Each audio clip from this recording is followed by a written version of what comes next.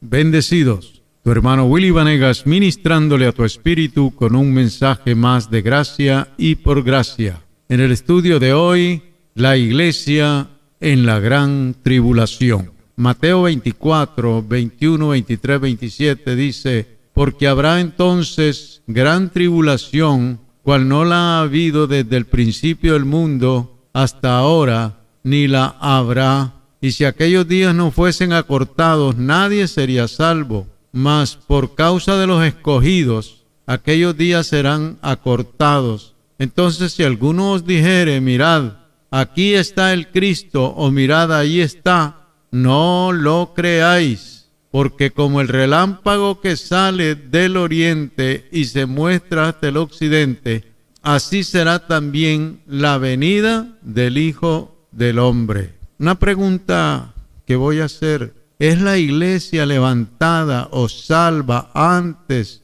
o después de la gran tribulación?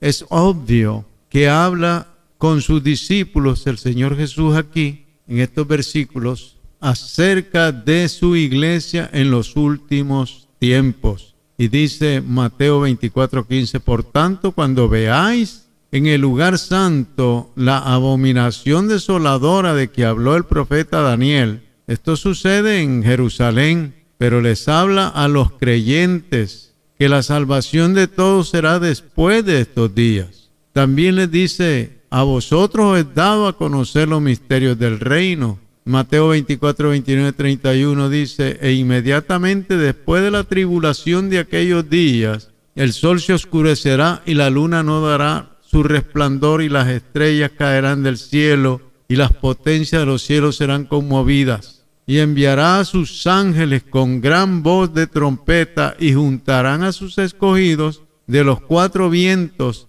desde un extremo del cielo hasta otro. Siempre la Biblia habla bien claro respecto a este tiempo. Lo que pasa es que ahora se han inventado unas doctrinas que no son bíblicas, que no están en la Biblia. El Señor viene a levantar su pueblo en este tiempo. Su pueblo son todos los que creen en Él, sean judíos o no judíos. Parte por parte el Señor nos narra cómo son estas cosas, y todo encaja. ¿Por qué tergiversar el orden escatológico? Clasifiquemos estos eventos. Primero, antes que Cristo aparezca y nos reúna con Él, viene una apostasía mundial, entregando todo el poder a un hombre abominable que traerá la desolación. Segunda de Tesalonicenses 2, 1, 3 dice: pero con respecto a la venida de nuestro Señor Jesucristo y nuestra reunión con Él,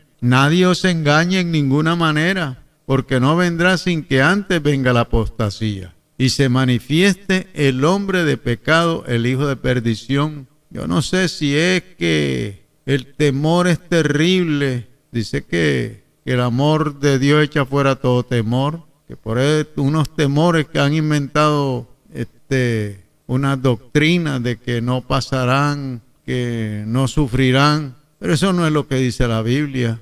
Aquí Pablo le habla a la iglesia de Cristo. Dice: que nadie os engañe en ninguna manera, porque no vendrá sin que antes venga la apostasía y se manifieste el hombre de pecado, el hijo de perdición. Ahora, yo puedo creer que antes de que venga el tiempo difícil de verdad, pero ya el anticristo ya ha sido manifestado, ya la apostasía ha venido. No podemos inventar de que la iglesia ha sido levantada antes de que todo esto suceda, porque estamos engañándonos nosotros mismos, engañando y siendo engañados, porque lo que está escrito es lo que es, no es lo que el hombre invente.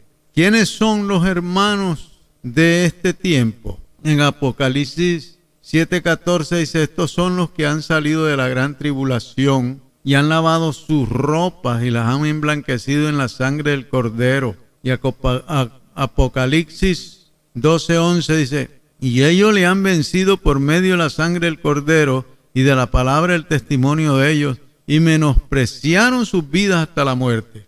Así que estos mártires son tremendos cristianos. No, ¿y por qué van a pasar la gran tribulación? Bueno, les tocó vivir en esa época.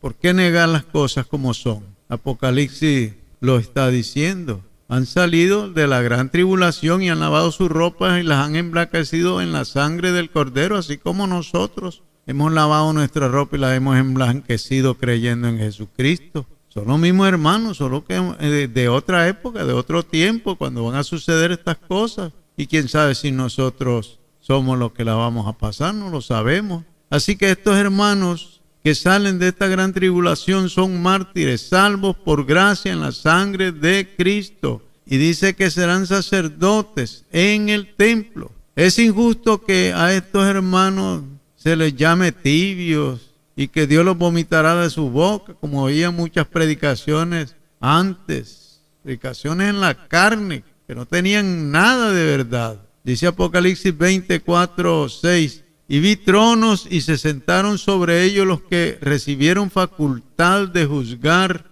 Y vi las almas de los decapitados por causa del testimonio de Jesús y por la palabra de Dios, los que no habían adorado a la bestia ni a su imagen, y que no recibieron la marca en sus frentes ni en sus manos, y vivieron y reinaron con Cristo 1000 años. Pero los otros muertos no volvieron a vivir hasta que se cumplieron 1000 años. Esta es la primera resurrección. Bienaventurado y santo el que tiene parte en la primera resurrección. La segunda muerte no tiene potestad sobre esto, sino que serán sacerdotes de Dios y de Cristo y reinarán con él 1000 años. Yo pregunto, ¿en qué resurrección tú piensas levantarte? ¿En la primera o en la segunda resurrección? Porque si es en la primera, es con estos hermanos que no fueron marcados, que no se dejaron marcar. La primera quiere decir que no ha habido otra resurrección, sino la de nuestro Señor Jesucristo, porque hay una sola iglesia, hay una sola resurrección para la iglesia y otra para los demás. Primera de Tesalonicenses 4:15 dice: por lo cual os decimos esto en palabra del Señor, que nosotros que vivimos, que habremos quedado hasta la venida del Señor, no precederemos a los que durmieron, porque el Señor mismo con voz de mando y con voz de arcángel y con trompeta de Dios descenderá del cielo, y los muertos en Cristo resucitarán primero. Luego nosotros los que vivimos, los que hayamos quedado, seremos arrebatados juntamente con ellos en las nubes para recibir al Señor en el aire, y así estaremos siempre con el Señor. Es un mismo evento, es un solo evento. Quiere decir que el Señor no va a arrebatar a los que aún vivan si primero no resucita a los que murieron en Él, pero es un solo evento, como dije. Una vez hecha la transformación, muertos y vivos subimos juntos. Ahora, después hay una segunda resurrección, pero la iglesia no pasará por el juicio de los incrédulos, ni irá a una segunda muerte, porque fueron salvados por gracia por medio de la fe en su sangre. ¿Quiénes son los tibios? Siempre han existido, dice Apocalipsis 22:15, mas a los perros estarán fuera, y los hechiceros, y los fornicarios, los homicidas, los idólatras, y todo aquel que ama y hace mentira. Pueden estar dentro de la iglesia visibles, pero no son del Señor. Dice Filipenses 3:2, guardado de los perros, guardado de los malos obreros, guardado de los mutiladores del cuerpo. Son aquellos a quienes el Señor les dice: muchos me dirán en aquel día, Señor, Señor, no profetizamos en tu nombre, y en tu nombre echamos fuera demonios, y en tu nombre hicimos muchos milagros. Y entonces les declararé: nunca os conocí, apartados de mí, hacedores de maldad. El que es y el que no es, mi hermano. Son obreros que creen que por sus obras tienen derecho a salvarse y niegan la obra de gracia de Jesucristo. Hebreos 10:29 dice: ¿cuánto mayor castigo pensáis que merecerá el que pisoteare al Hijo de Dios y tuviere por inmunda la sangre del pacto, en la cual fue santificado, e hiciere afrenta al Espíritu de gracia? Para estos que no son, pues si viene el juicio, sin misericordia por cuanto no creyeron